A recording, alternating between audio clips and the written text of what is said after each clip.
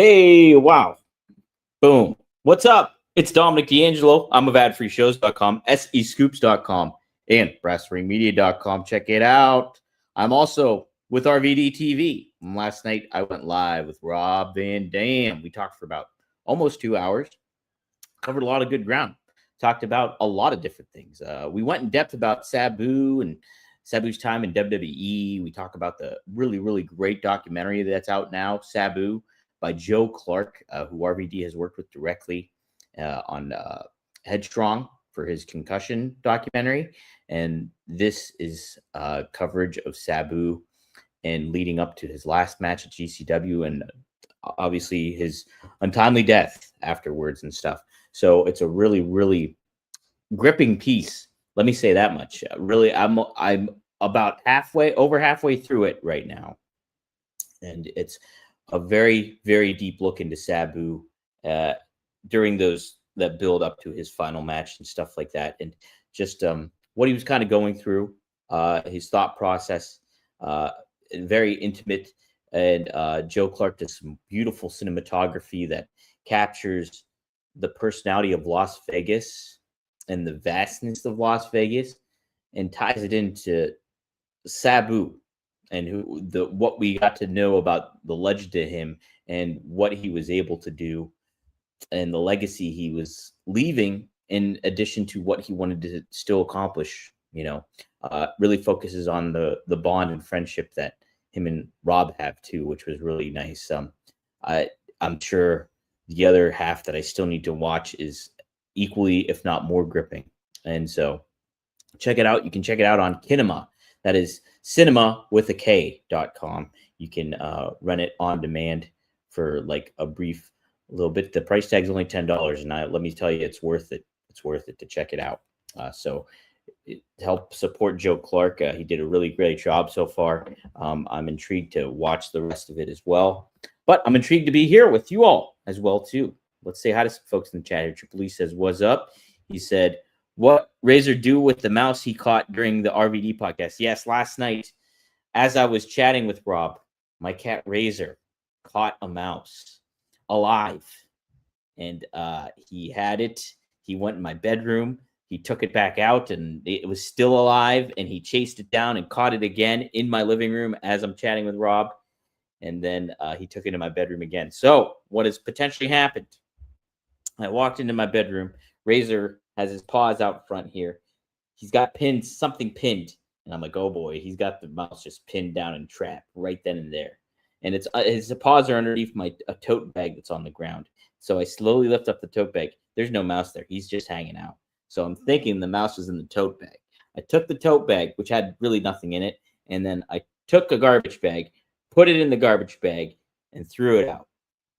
So the mouse hopefully is not terribly injured enough. He probably got his good dose of it, and hopefully he survived. But we'll see. William Thorpe says, hello, Dom. What's up, my friend? Hey. Jeff Hedinger says, hello, R&I. Hoping Dom got his tan even out. I did not. Look at this thing. Ugh. It hurts. It hurts. I've been aloe veraing like crazy. But thank you for asking, Jeff. Wrestling Holdhead says, happy Friday, everyone. Busy wrestling weekend begins with SmackDown tonight. Lesnar, F5's a Cena fan. Wow, that would really do something, right? Even if it's just a plant. I think that'd be great. Dre Owen says, hello, R&I. Has there been any updates on the Raja Jackson case?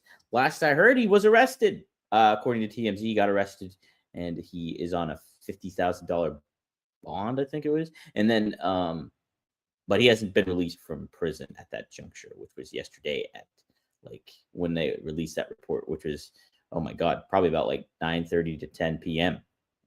Eastern Standard Time. So not sure if there's any other updates on there. Does All Out run long to interfere with WrestlePalooza? I think a little bit, maybe.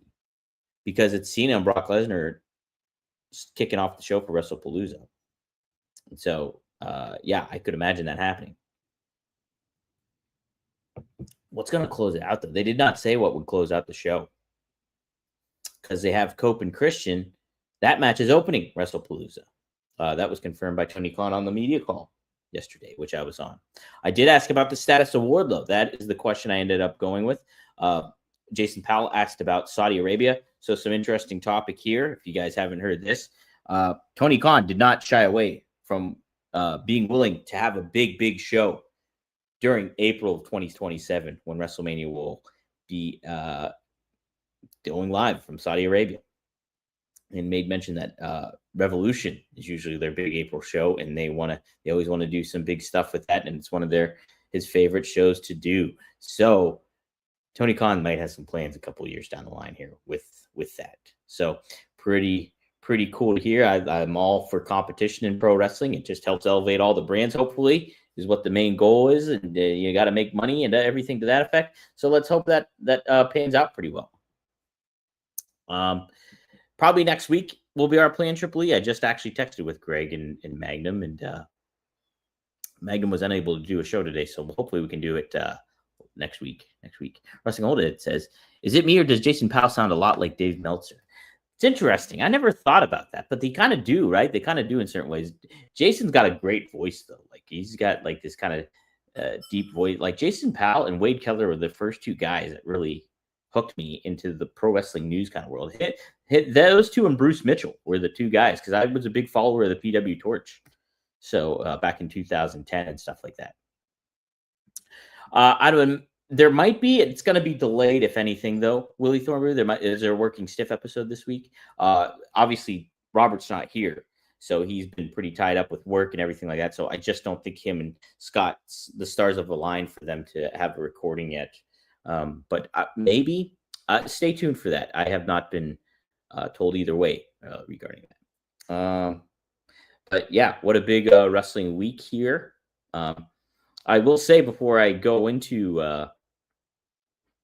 the previews for this week, Bob Ryder. I think I might have missed the boat on Bob Ryder wrestling Old Head. I don't remember him being a presence on PW Torture. If he was on a different outlet, I remember George Shire, who was like the Minnesota wrestling historian. I remember Wade Keller having him on here and there. Pat McNeil was another guy that did stuff.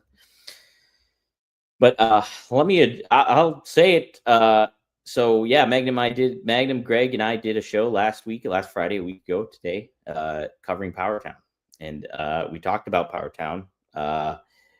Magnum and Greg both addressed the situation going on with Powertown. Basically giving answers that they don't know when figures are coming in and everything to that effect. And wow, did we get lit up in the chat? Did people had a lot of complaints. Matt Cardona joined the live chat. I gave him the platform to ask some questions up on there and stuff like that. But hey, lo and behold, guess what? An episode of Jim Cornette came out, I guess today, or at least clips did. And wow, he covers us on that. And I get caught quite a few strays. I'm not only called a slimy looking fellow, but I am referenced by what's the actor he referenced me by? It's somebody I had to Google, but it's like a recognizable character actor, not a flattering recognizable character actor. Let me say that much either. But I believe he was the homeless guy that got frozen in Scrooge. If you remember him, he called me that, like I looked like I was dipped in oil. So that was yes. Let me see what it is. Michael J. Pollard. Google Michael J. Pollard. That's what Cornette called me on his episode. So I was also called very scared to answer questions or do everything like that. What I don't know if they're aware of is I'm friends with Greg and Magnum. I wanted to give them a platform to kind of clear some air, what they could, about the Powertown situation. So I'm not going to hold any of their feet to the fire. If they want to say what they want to say, they will say what they want to say. I'm happy to ask some questions, but I mean, my God, it's like now as a journalist, yes, there's the aspect of asking questions, but there's also that aspect of who you work with in the realm of things. So there's no way I will go and try to disparage or, trash Greg or put Magnum and Greg on the spot. I'm not going to do that. So for them to think, I was scared to ask questions or I was, no. My job was that day to give them a platform to say what they wanted to say. I took audience questions. And so hey, it's not everybody gets trashed by Jim Cornette, so hey, I'll take it. Thanks, Jim. Brian Last, he can remain faceless, so just like he always does. But whatever, it's quite a pleasant surprise. That's the thing with this media aspect and landscape. You have to be willing to take the slings and arrows. And when you're in a carny business and you deal with carnies, you're gonna get some carny comments, and just makes it all the more entertaining, right? So,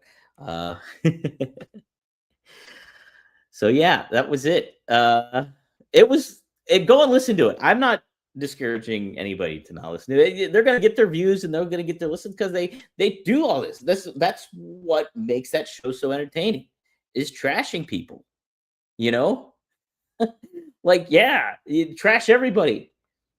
Look, I have never been called in my life Michael J. Pollard.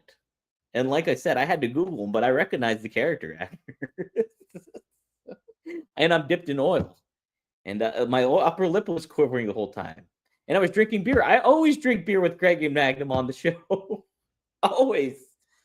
Whatever, it's fine. I guess if you're not creating some buzz, you're not doing your job right, I guess. So whatever. Just rest assured, everybody that bought figures from Powertown, if you're one of those people that happen to stumble on the show, they also trashed our view count. It's like, yeah, we're not Jim Cornette, guys, FYI.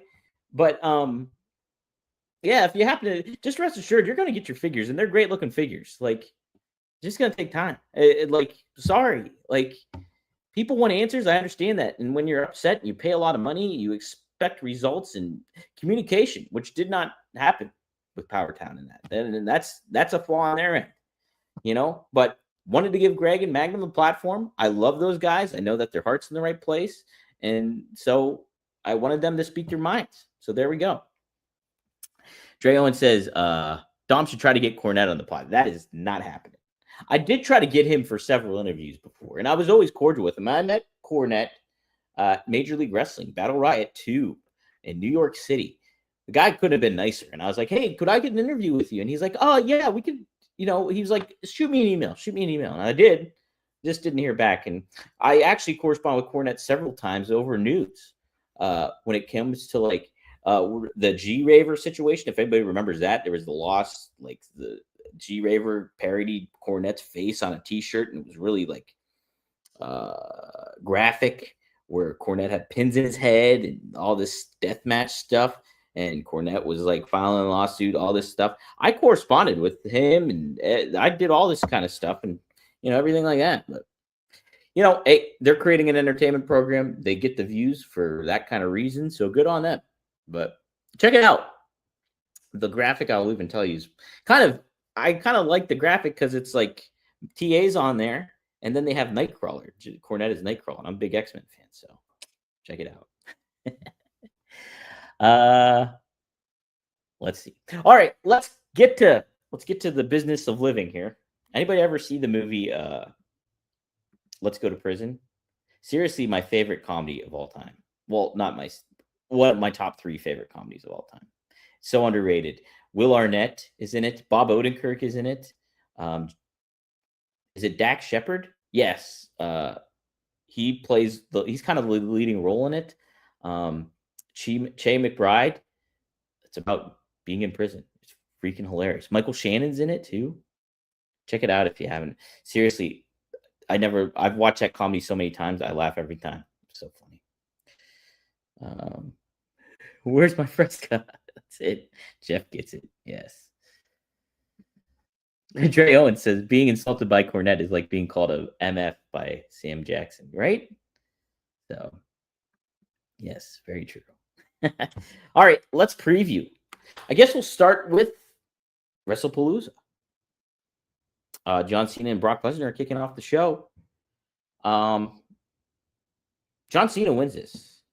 I think this is the farewell tour for Cena.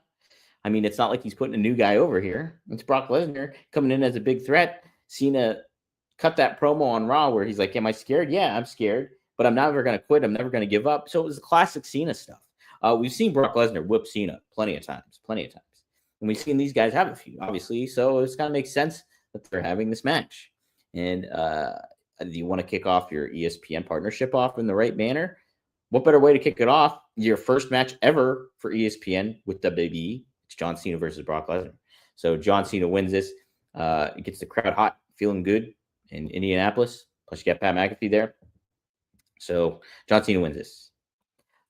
We also have the Usos. That's Jay and Jimmy. They will be taking on the Vision, which is Bronson Reed and Braun Breaker in a tag team match. I am assuming that the Vision wins this. Bronson Reed and Braun Breaker.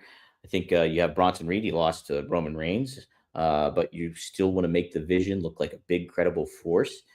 So you take out a classic, legendary tag team now in the Usos, and there's all this kind of friction going on with, Jay and Jimmy. Perhaps LA Knight gets involved, and perhaps LA Knight turns heel and joins the Vision. Could see that happening. Would that be a bad thing? I don't think so. I think that would enhance the Vision. I think that would help LA Knight and kind of the struggle maybe that he's been treading water. Would that overshadow Seth Rollins? Possibly. But we'll have to wait and see on that one. Speaking of Seth Rollins, so yes, my prediction there will be the Vision defeats the Usos. Speaking of Seth Rollins, though, he'll be tagging with his wife, Becky Lynch, against CM Punk and AJ Lee in a mixed tag team match. So I like the build that what they've done with this. My gosh, Razor's attacking a bug now. He's getting bugs. He's just getting the whole animal kingdom right now. But I just think AJ Lee is back. CM Punk is, this is a cool, fresh thing.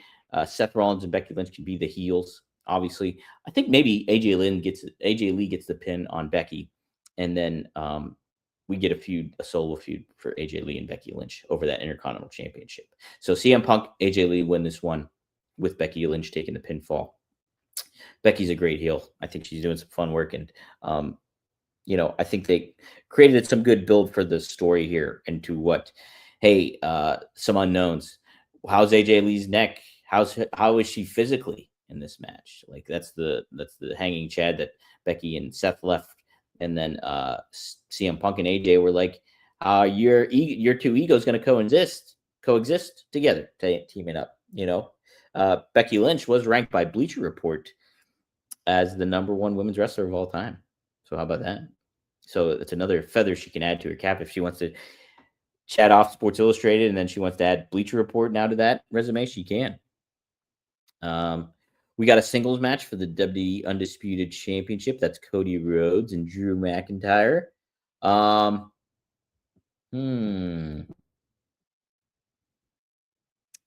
It's an interesting one.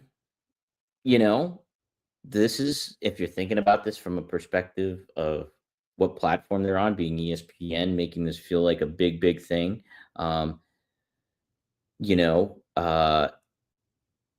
You could put the title on Drew McIntyre and really not miss too much of a beat there. Cody, without the title, could make some sense too.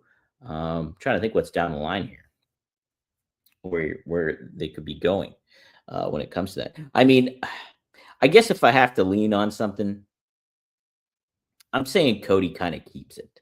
Now, that doesn't mean that I wouldn't want Drew McIntyre to have this world championship, but who's going to step up to Drew and make this feel like, like a big, if Drew's a heel, obviously, who's going to be the big baby face to go up against him at this time too? So I think Cody ends up actually winning this, and you get that, another feel good moment with the face of the company right now, who's Cody Rhodes. So, Owen says, wouldn't it be great if Brock was attacking Cena because The Rock was disappointed in Cena, and Cena's final opponent is The Rock if he's not filming in Jumanji 3?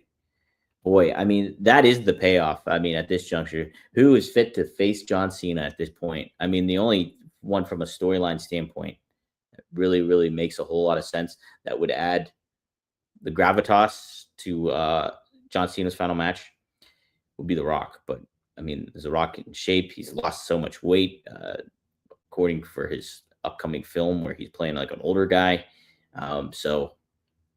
Is that in the cards for The Rock? I would say probably not. Who will it be? We just don't know. But that would be good storytelling, that's for sure. I just don't think that's in the cards. Because if The Rock could have been involved, he would have been involved, right? And he's not right now. So, then we also have Io Sky defending.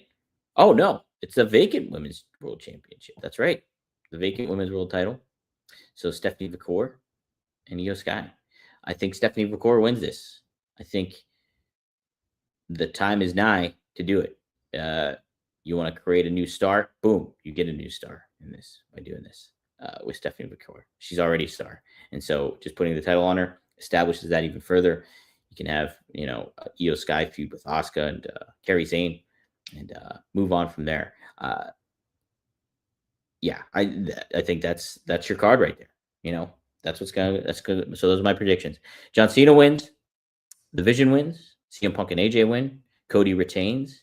And Stephanie Vacour is your new Women's World Champion. All right. Hey, you want to feel like a champion? Let me tell you. You want to look like a champion too? You got to look perfect with the perfect gene. Am I right? Fall is here. Summer has gone by. And man, it's been quite the season. Well, why not continue that good-looking trend by using the perfect gene? I use the perfect gene all the time. Like I said, I went to the Pirates game. That's where I got all this sunburn, going to the Pirates game. My dummy self decided, hey, I'm going to wear the perfect jeans because I want to look good while I'm sitting in the direct sunlight with no baseball cap on, but a headband. And I'll wear these jeans and I'll look good. And I did look good, I think. I had a Francisco Cervelli Pirate shirt on, and then I had my perfect jeans. Well, the only issue was I got so hot, I felt like somebody dumped a bucket of water down my back, and I was sweaty. So I sweated up those perfect jeans. Typically, I love the perfect jeans because I get to wear them anytime I want to. Well, I got to wash them again because they got so sweaty. But they fit me great. I felt great despite all the heat. And you can fit and look great too because Perfect Jean has that perfect fit for you. You can always try stuff on. If you get sent a size and a style, and you try it, doesn't fit your needs or fit what you're looking for, you can send it right back, no charge, and they'll send you another pair that fits your bill and what you're looking for. Hey, no better bill to get than a perfect kind of bill, because we got a special deal for our listeners. It's finally time to stop crushing your balls in uncomfortable jeans by going to theperfectjean.nyc. Our listeners get 15% off their first order, plus free shipping, free returns, and free exchanges when you use code RUMOR15 at checkout. That's 15% off for new customers at theperfectjean.nyc with promo code RUMOR15. After you purchase, they'll ask you where you heard about them. Please support our show and tell them that Rumor and Innuendo sent you. F your khakis and get the perfect jean. Seriously, it's my favorite pair of jeans out. I'm so bummed I have to wash them already because it was hot down there. Whew. Hey, what's up, Devin Down? What's happening? Oh, backup person, Cena versus Trick Williams. Do you mean for the final match? I would put him against Oba Femi. You know what? That's my hot take. Cena's final match will be against Oba Femi. Cena will want to put a young guy over.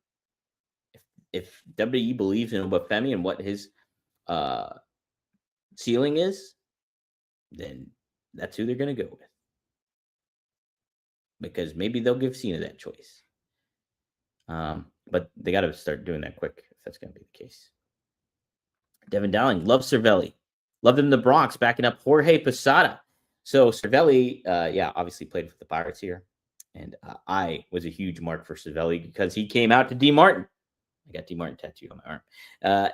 And he came out to That's Amore. So I was an immediate mark for Cervelli. I liked Cervelli when he played for the Yankees too. So him going to the Pirates, coming out to D. Martin, I was like, man, this was like the legit peak of my Pirate fandom.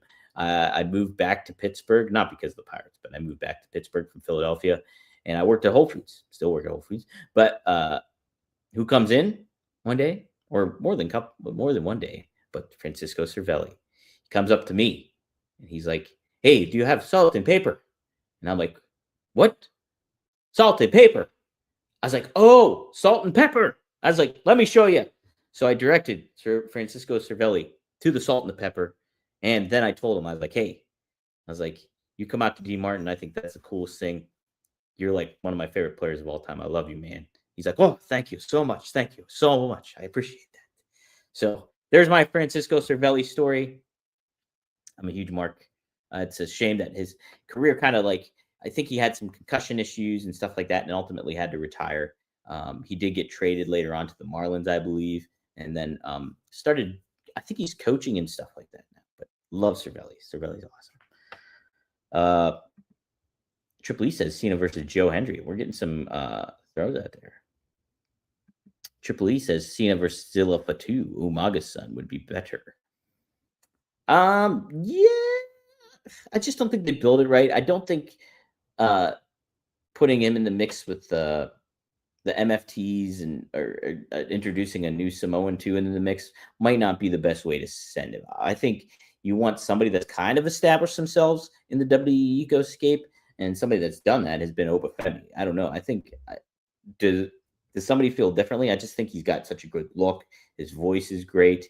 I think maybe that would be a good one for Cena to go out. I want to take I want to take on somebody that wants to prove themselves like I did, wants to show that ruthless aggression.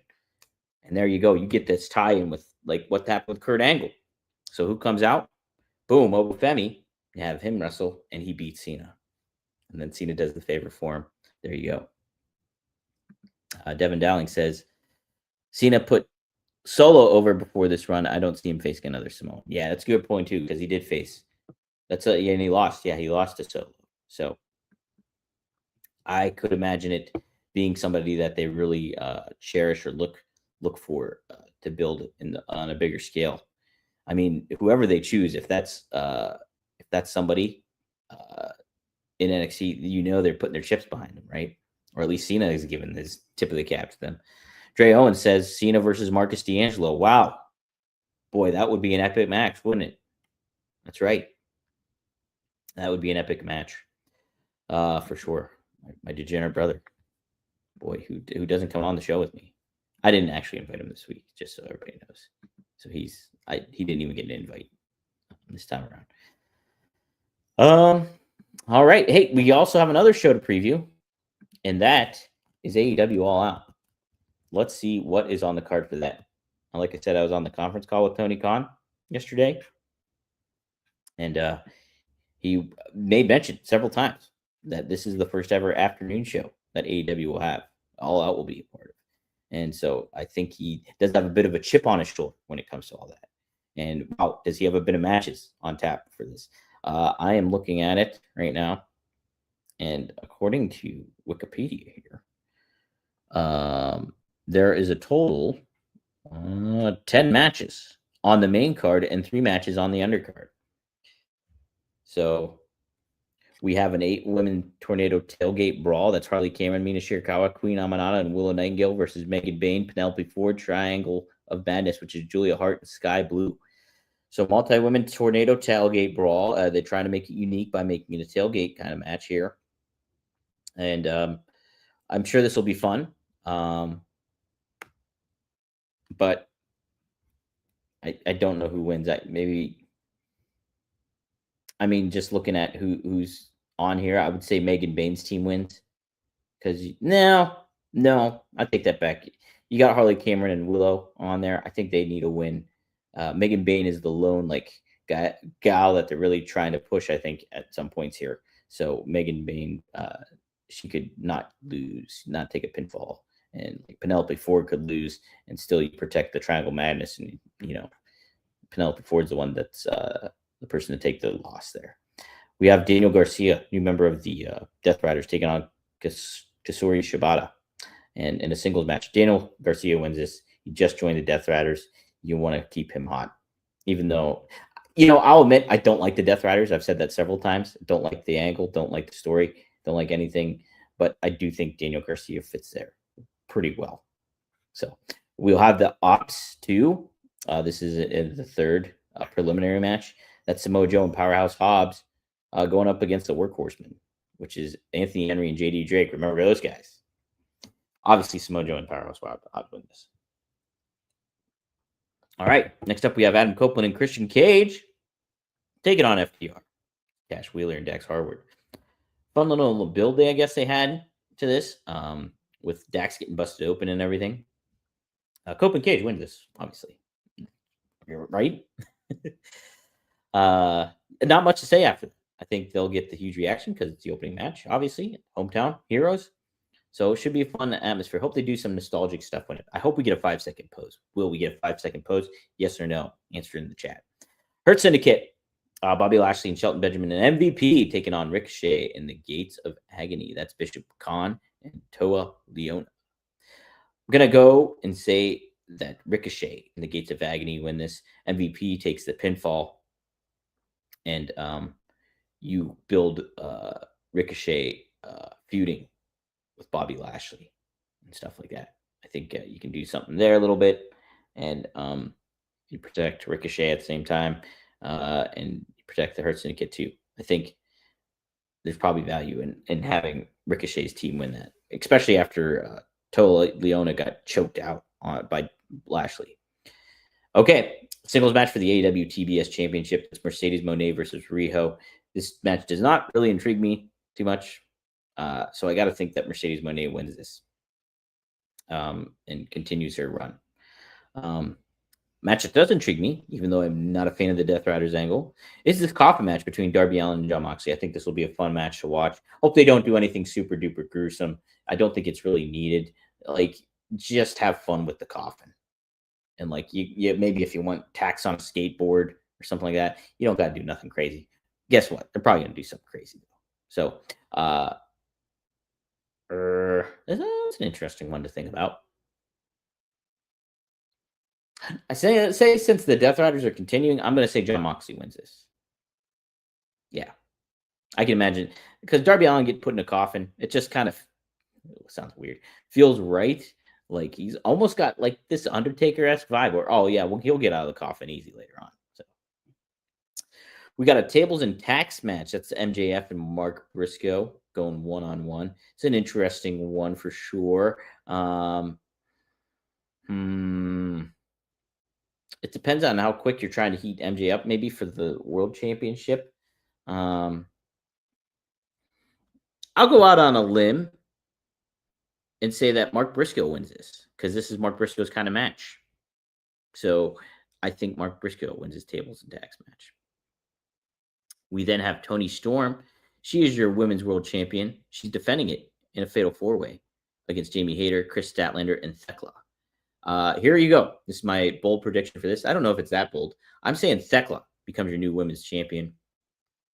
I don't think Timeless Toni Storm needs this title anymore. I think she is now like kind of surpassed it in many ways. She's established it for certainly. And so she can do without it. She doesn't need it. So I think Thekla does. Put your chips behind her, make her feel like a big deal because I think she will be if they utilize it right. We also have Hangman Page. That's your AEW World Champion. He will be battling Kyle Fletcher. If any member of the Don Callis interfere, Fletcher will be disqualified and stripped of his AEW TNT Championship. So this match is straight up, and I think Hangman Page wins it. I think this is going to be like a learning lesson for Kyle Fletcher, where it kind of puts his ego in check, and this is just a teaser kind of match for maybe what's to come for the future of Kyle Fletcher, and maybe down the road what's in store for Hangman Page as well. All right, if you guys forgot about it, there's also an AEW Unified Championship. Yes, that's a title. It's a 3-way match. It's Kazuchika Okada versus Konosuke Takeshita versus Mascara Dorada. With this being a 3-way match, I will say that we get crowned a new unified champion, and that's Takeshita. He'll pin Mascara Dorada, and then you build to a feud between Okada and Takeshita, and it's another proving match for Takeshita when he ultimately beats Okada. You know what? I'm going to change my mind. I'm going to say Okada wins this, retains it, pins Dorada, and then you get Konosuke Takeshita versus Okada still down the line. So that's my thought. Hey, Man, the return of Eddie Kingston. He's taking on Big Bill. I love both guys. I wish Big Bill was more featured on Dynamite because I really have not seen Big Bill at all because I don't watch Collision and I haven't seen Eddie nobody's seen Eddie. But I mean, like for that, so much of that promotion has gone on Collision for Eddie than it has on Dynamite. So I like both guys. I just got to think Eddie Kingston's going to win this one. Big return, everything to that effect. Would not make sense for him to lose in his return back. Hey, we have a 4-way ladder match for the AEW World Tag Team Championships. That's Brodito. That's the Young Bucks, Nick Jackson, Jet Speed, and the Don Callis family. Yeah, I think Brodito have to retain this. I think you struck lightning in a bottle a little bit here with Brody King and Bandito. So to take the titles off them this quickly would not be good for them. Young Bucks at some point can always win the tag team championships. I think we've kind of established maybe that Knight and Speedball Bailey are a fun tag team together, but are they really long lasting? I don't think so. I think at some point or another we're going to see them break off in the singles action. And that's just Sarah and Josh Alexander, both talented guys, but don't expect them to win this at all. So there are my thoughts on all that. Let's take a look at some of what Robert is at work. He's doing work this week, Devin Dowling. So it was a shoot job. So he had to actually travel out of his town and stuff like that. He had to go to a different state to do what he was doing. So that is why he's not here. That's why Working Stiff has not been recorded yet and everything like that. Jeff Hanger says, as long as the 5-second pose isn't trademarked, they should definitely do it. Absolutely. See, that's a good one too. Braun Breaker beat Cena in his final match. Would really cement him as a main eventer. That's a great point. Did not even really. How did I not think of Braun Breaker? I think that's a great one too, Jeff. Good job. Yeah, I think that's. You know what? If it's not Obafemi, it's Braun Breaker. I'll still go out on a limb and say, hey, Obafemi, but I think Braun Breaker. The thing is, though, you could make it work. You could make it work. Because if he goes and mirrors what Cena did against Kurt Angle, I was like, he could kind of get a babyface pop for that. I think no matter, but it is Cena's final match, so I don't know how much you would get that. Was this what you mean, Tony Khan? I asked him about Wardlow, his status of Wardlow. Wardlow is injured; he's not able to compete. He was in the plans for building towards All Out here. Tony said that he had big plans for Wardlow. Wasn't plans like that was initially maybe reported that world title picture. He said that was not true, and that got retracted. So by Fightful, who Sean Ross Sapp does a great job. I know people think he's polarizing as well, but I mean, for him to be spinning the plates that he does and do what he does a great job at like reporting things and kind of being forthright with everything. Eddie should have been a surprise return. I agree with that. I think I agree with that. I don't think to put it on Collision, like and promote it on Collision, just does not seem like a good thing. Triple E says Cena either Dom, Mysterio, or D'Angelo. Boy, Cena's last match against me. This slimy looking fellow that looks like Michael, whatever his name is. Boy, what a final match that would be. What a way to end his career and probably mine. Speaking of end, this is the end of the show. Thank you all for tuning in. Hope I did a good job at previewing everything. And feel free to shout me out on X. Protect me from Jim Cornette. But yes, you can catch us live here every Monday through Friday here at the Dominic D'Angelo X account, at the WE Creative _ish X account, on the SE Scoops X account at SE Scoops. You can also check us out on YouTube. That's the Rumor and Innuendo YouTube. That's the Ad Free Shows YouTube page and the Oh You Didn't Know YouTube page. So help support the show. Hit like, hit subscribe, and enjoy your weekend. Enjoy this fun wrestling weekend. If you're a football fan, enjoy this hopefully fun football weekend. I hope my Jets defeat the Tampa Bay Buccaneers. I hope the sunburn goes away. I hope I am not afraid to ask questions to wrestlers that I interview. But we'll have to wait and see. I'll see you on Monday. Best of luck in your future endeavors. And hey, thank you, Cornette, from your slimy looking fellow.